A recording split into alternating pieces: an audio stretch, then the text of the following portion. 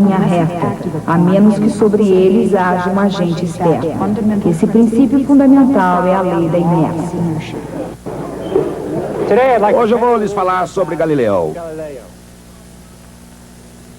Por que nós chamamos os italianos de um certo período por seus nomes de batismo, como se eles fossem nossos velhos amigos? Não somente Galileu, Dante, Leonardo, Rafael. É estranho. De qualquer forma, hoje vou lhes falar sobre um bom amigo, Galileu Galilei. Aqui está o retrato de Galileu obtido a partir de uma xilografura que foi feita quando ele ainda estava vivo.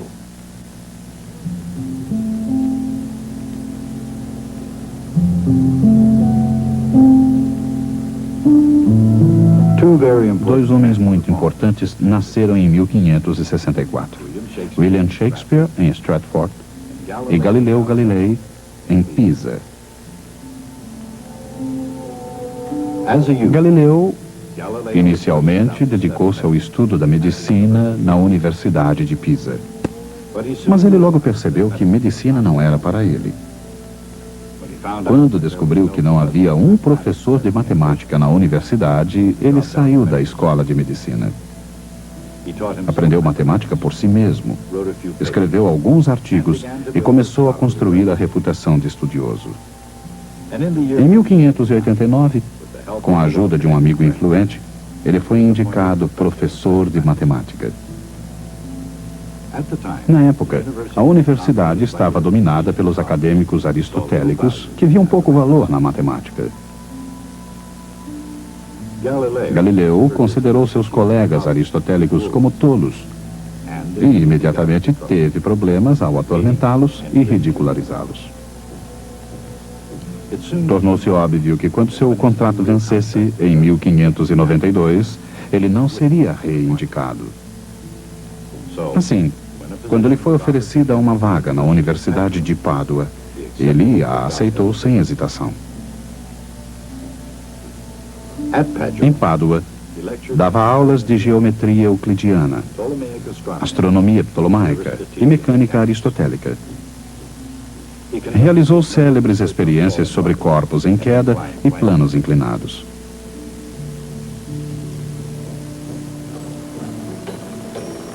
Em 1610, Galileu realizou talvez a maior mágica acadêmica de todos os tempos.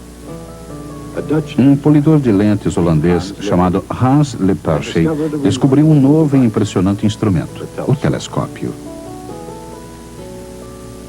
Galileu imediatamente descobriu como ele funcionava. Apresentou seu próprio projeto e construiu um telescópio que aumentava o tamanho da imagem aproximadamente 9 vezes.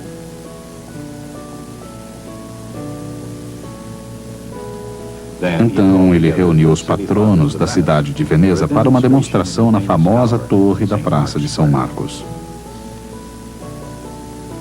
Galileu lhes disse: olhem para o horizonte através desse instrumento. Com ele, pode ser visto um navio se aproximando 2 horas antes do que sem ele.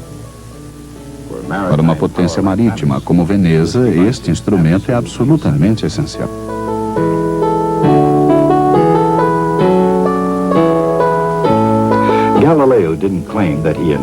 Galileu não reivindicou a invenção do telescópio, mas ele não se preocupou em dizer que não tinha sido ele. Impressionados, os patronos da cidade deram a Galileu um emprego vitalício e um salário compensador. Em 2 meses, modelos do telescópio de Galileu eram vendidos por mascates nas ruas de Veneza como brinquedos de criança. Galileo had made himself financially secure for life by selling the city fathers a child's toy.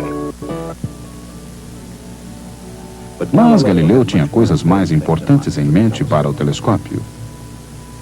Ele construiu maiores e mais poderosos telescópios, inclusive um que aumentava as imagens cerca de 30 vezes.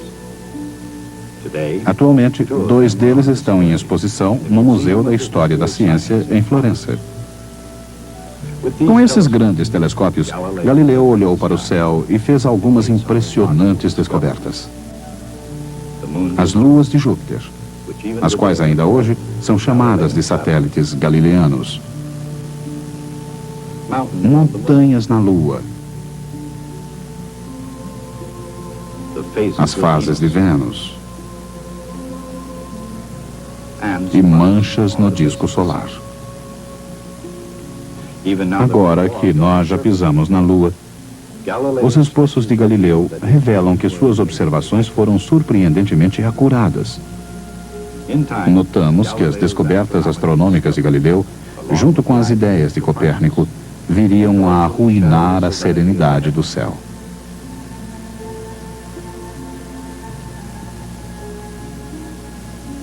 Qualquer um que ousasse olhar através do telescópio de Galileu veria o início do fim da visão aristotélica e ptolomaica do mundo e o começo de grandes problemas para Galileu Galilei.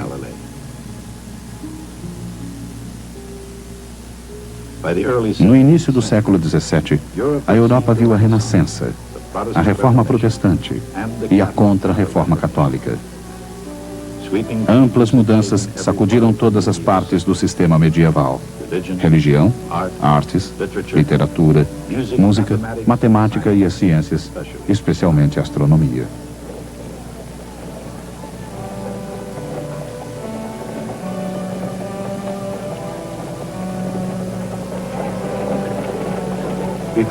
Antes da Renascença, a mecânica de Aristóteles e o sistema de Ptolomeu das esferas celestes eram a lógica, a aceita e a incontestada estrutura natural do universo.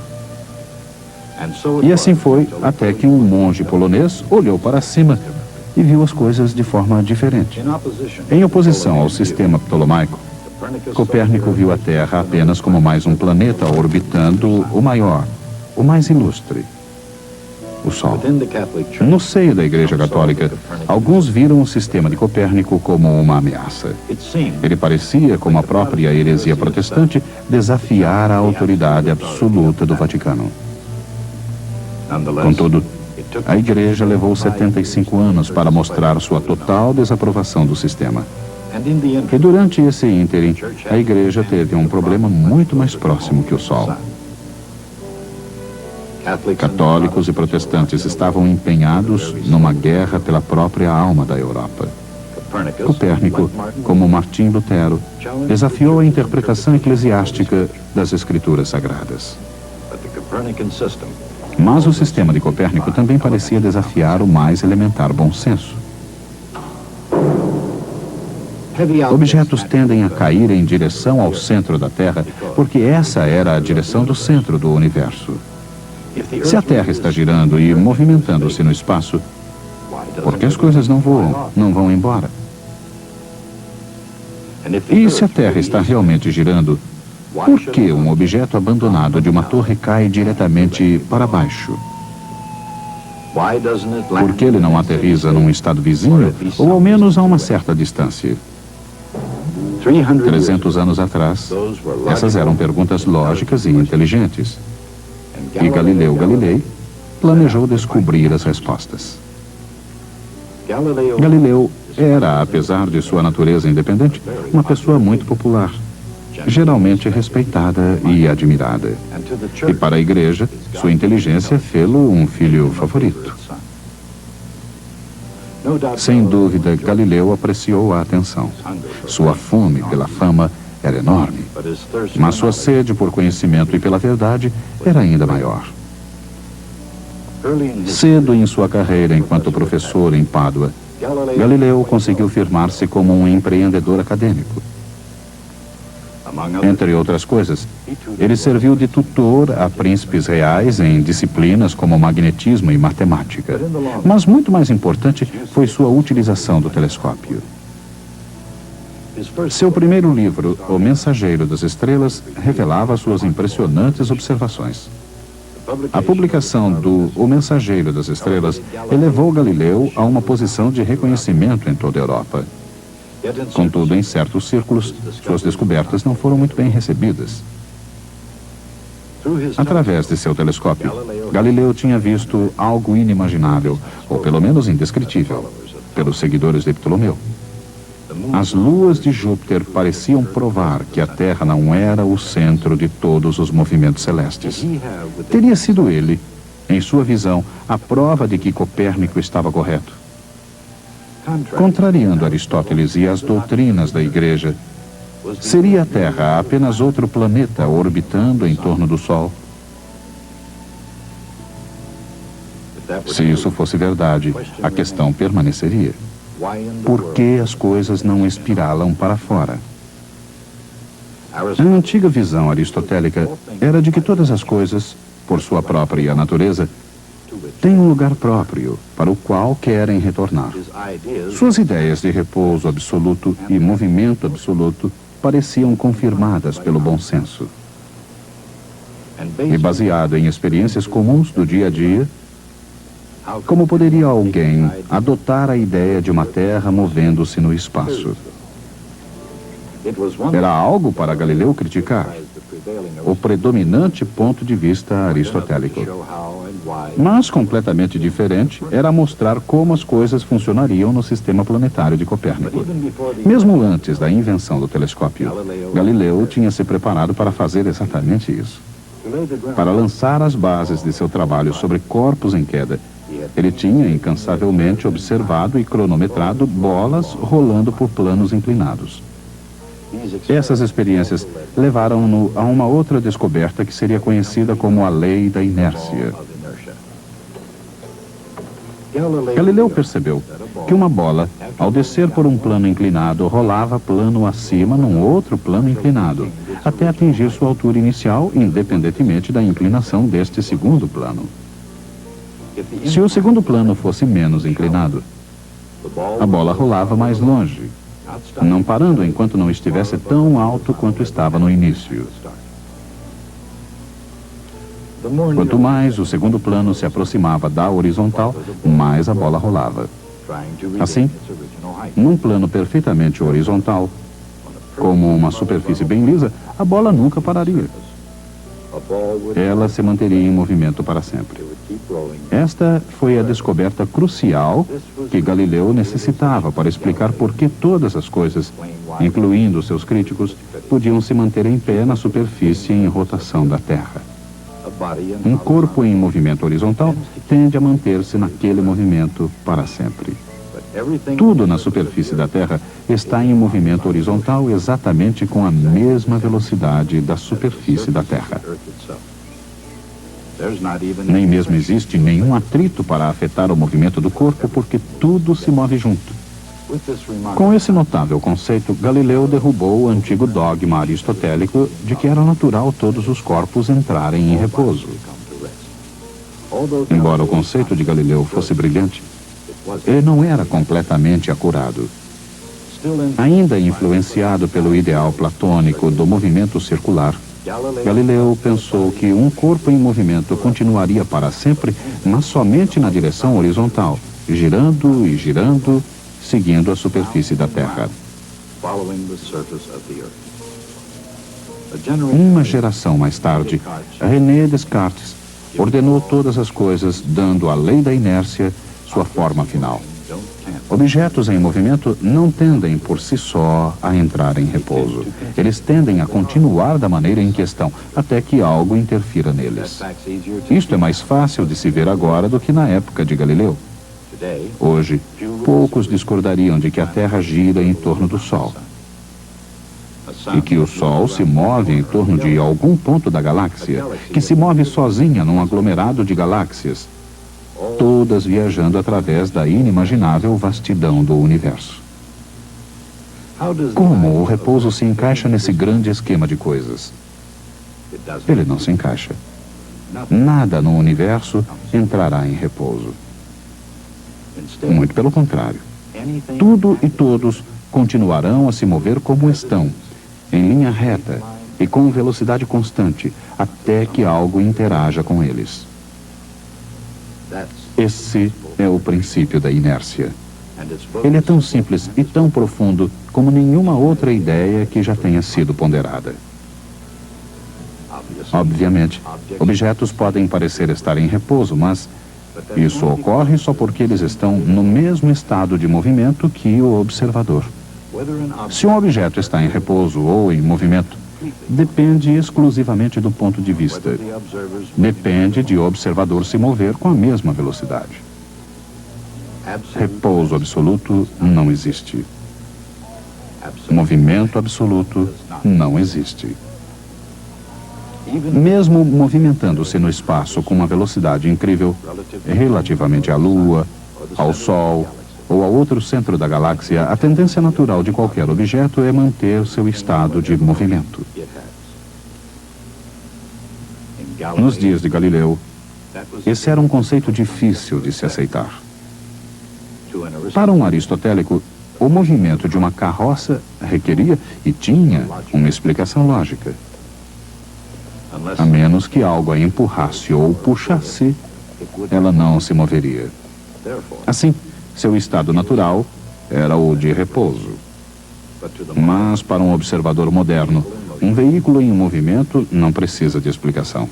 Esse objeto deslizante manter-se-á movimentando-se até que os freios ou algo o traga ao estado de repouso.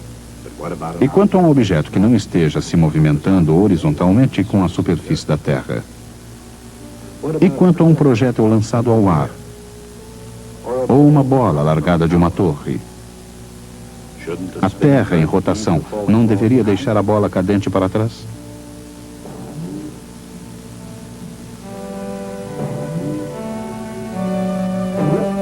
Galileu disse que não.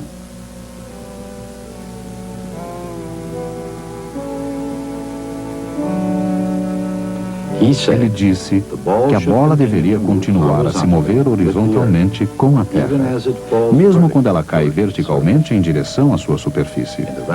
Na Renascença, esse conceito era difícil de se compreender. Portanto, Galileu apresentou a seus contemporâneos uma analogia. Ele pediu às pessoas que imaginassem uma bola caindo do alto do mastro de um navio em movimento. Para um marinheiro no convés, o mastro continuava parado. Ele deveria esperar que a bola caísse diretamente para baixo. Mas alguém em terra veria o navio e o mastro em movimento. Um observador aristotélico não teria dúvidas sobre o que devia acontecer. A bola deveria cair em direção ao centro da Terra, enquanto que o navio navegaria em frente. Aquele marinheiro veria a bola atingir a traseira do navio, ao invés de cair ao pé do mastro. A experiência provavelmente nunca foi realizada durante a vida de Galileu. Os resultados são exatamente o que ele predisse. A bola cai diretamente abaixo, perto do mastro, pois os dois objetos, bola e navio, compartilham do mesmo movimento inicial.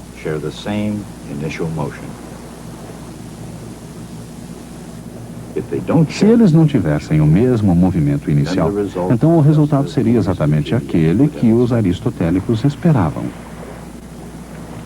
Quando largada de um mastro em movimento, a bola cai verticalmente, enquanto se movimenta horizontalmente com o navio.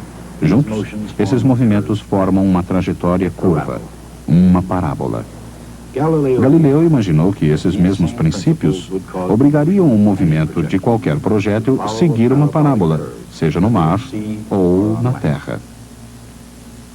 Uma bola largada de qualquer lugar da Terra se comportaria da mesma forma.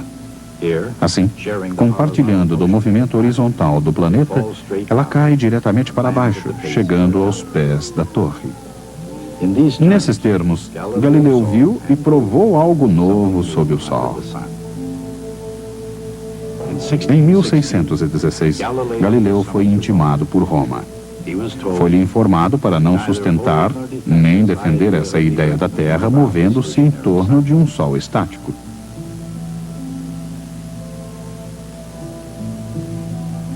Sabendo que a Igreja oficialmente se opunha ao sistema de Copérnico, ele esperou pelo momento correto para convencê-los com suas ideias aristotélicas. Em 1623, Galileu achou que o momento tinha chegado. Seu amigo e protetor, o brilhante cardeal Maffeo Barberini, tornou-se o Papa Urbano VIII. Para reforçar seu argumento, Galileu escreveu um livro, um diálogo no qual os personagens debatiam os sistemas de Aristóteles e de Copérnico. Como escritor, Galileu mostrou-se um hábil político. O personagem aristotélico debateu habilidosamente e foi declarado o vencedor, uma jogada para servir de defesa para Galileu contra o ensinamento das ideias de Copérnico. No entanto, como qualquer leitor podia facilmente verificar, os argumentos copernicanos eram muito mais sólidos. E talvez o pior de tudo, como esses argumentos foram escritos em italiano ao invés do latim, o povo italiano podia facilmente entendê-los. E no que tocava à igreja, Galileu imaginou um personagem que era o defensor fictício de Aristóteles, que discursava com os mesmos argumentos usados pelo Papa. Esse personagem foi chamado Simplicione, ou Simplício. E talvez o mais condenatório de tudo era que o novo livro de Galileu desafiava a igreja exatamente quando ela estava sendo desafiada por todos os lados. Galileu foi a julgamento em 1634.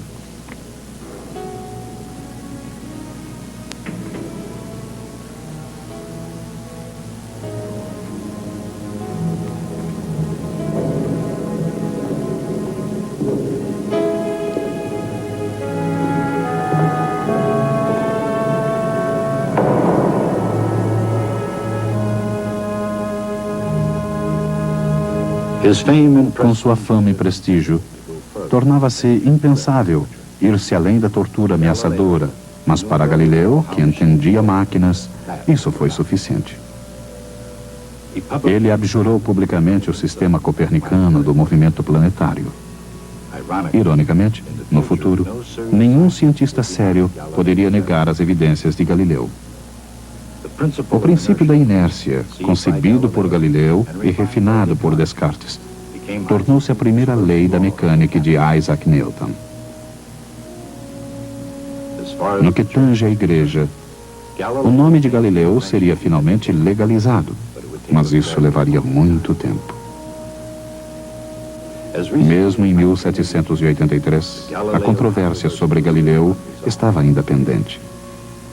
Nesse ano, o Papa João Paulo II pediu para que a discussão entre Galileu e a Igreja fosse finalmente encerrada.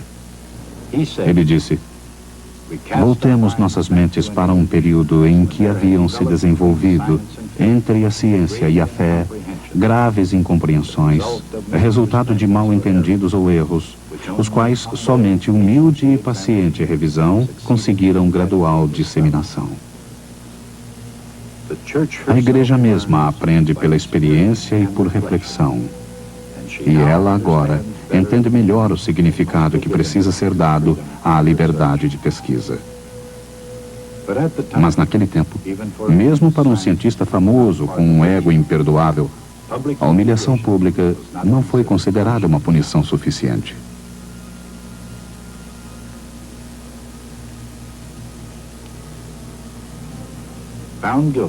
Considerado culpado, apesar de sua famosa retratação, Galileu passou os restantes 8 anos de sua vida sob prisão domiciliar em sua propriedade, perto de Florença.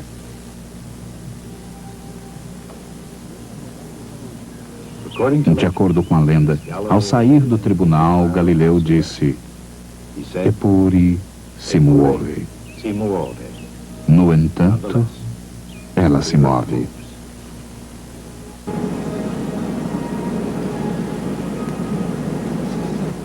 Galileu fez sua verdadeira reputação através de suas grandes descobertas com o telescópio. Antes disso, ele era conhecido apenas de alguns peritos. Depois dele, tornou-se famoso por toda a Europa. Ele sabia que a igreja estava incorrendo em um erro terrível ao voltar as costas a Copérnico. Mas a igreja, sob pressão dos reformadores, endureceu sua posição, atendo-se a interpretar literalmente as escrituras. Galileu era ingênuo e arrogante. Ele pensou que poderia fazer a igreja mudar de ideia através de argumentos lógicos e científicos. Isto poderia ter funcionado anteriormente, quando a igreja era intelectualmente mais flexível, mas no século XVII era improvável. Galileu fez algo ainda pior. Em lugar de escrever em latim, e que apenas poucos acadêmicos entenderiam, Ele escreveu em italiano, que todos podiam entender. Esse foi um desafio que a igreja não podia ignorar. Então, em 1634, ele foi julgado. Apesar de publicamente abjurar seus pontos de vista copernicanos, ele foi obrigado a passar os últimos anos de sua vida sob prisão domiciliar em sua propriedade Arcetri, perto de Florença. Quando ele morreu, seu corpo foi sepultado numa catedral, na Igreja da Sagrada Cruz, em Florença. Isto é, a maior parte de seu corpo foi sepultada lá. Eu gosto de pensar que Galileu foi um desafiante até o fim. Um de seus dedos está exposto no Museu de História da Ciência. Até a próxima vez. Oculto na lei da inércia está o fato de que todos os movimentos são relativos. Estar um corpo em movimento ou em repouso depende estritamente do ponto de vista do observador.